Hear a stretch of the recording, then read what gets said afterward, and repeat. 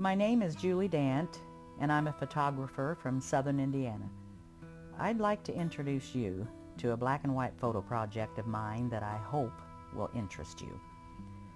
I became interested in photography in the mid-90s when I began to photograph old abandoned houses and buildings, and it developed into a driving passion of mine to document all that I could before they were either torn down by the landowners or destroyed by Mother Nature and the passage of time. Some years ago, my husband and I were traveling through the Mississippi Delta for the first time, and I remember being absolutely enthralled with the old sharecroppers' houses that were just sitting empty all along the roadsides there.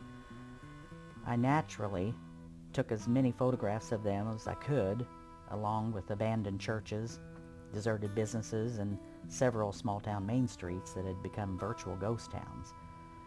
It became very important to me to document as many of these old abandoned buildings as I could, simply because, along with a quickly fading Delta way of life, they're disappearing right before our very eyes.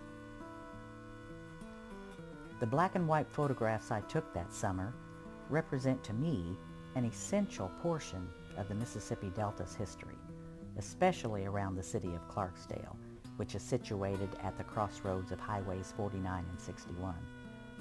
It's here that they say the legendary Robert Johnson sold his soul to the devil just to be able to create and play the Delta blues that he became so famous for. When I began editing, I decided that I wanted to share my black and white photos with as many people as I could in the form of a book. The working title of my book is A Vanishing Delta. It'll be a photo documentation of that area of Mississippi, its places, its buildings, and the uncommon beauty that can still be found there in the rural areas. In the book, you'll see not only pictures of the old sharecropper homes, there's an old cotton gin, old abandoned cars and trucks, and a few of those deserted small-town main streets that I mentioned earlier. I discovered a beautiful old cypress swamp where children still go fishing with their cane poles, and an old general store that is still in operation, being a real necessity to the surrounding community there.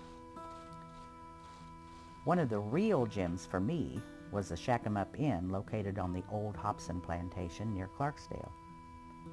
It's a group of authentic old sharecroppers' homes that the owners of the plantation rent out nightly to tourists. My husband and I stayed in one of those old cabins, and it was such a unique experience that I've never forgotten it. People from all over the world have came there to hopefully get a better understanding of the roots of blues music. I have many photographs of that old plantation's outbuildings, the plantation store, and the huge old Hobson cotton gin. The gin since then has been converted into a little more modernized accommodations called, humorously, the Cotton Gin Inn.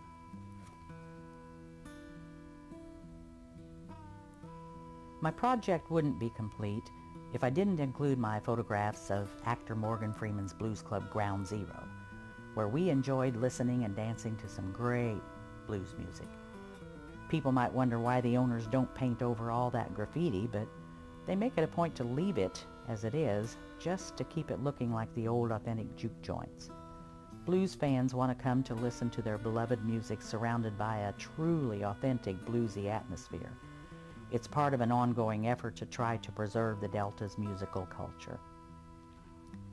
It's my hope that through Kickstarter and with your financial backing, I'll be able to finally publish my book. Thank you so much.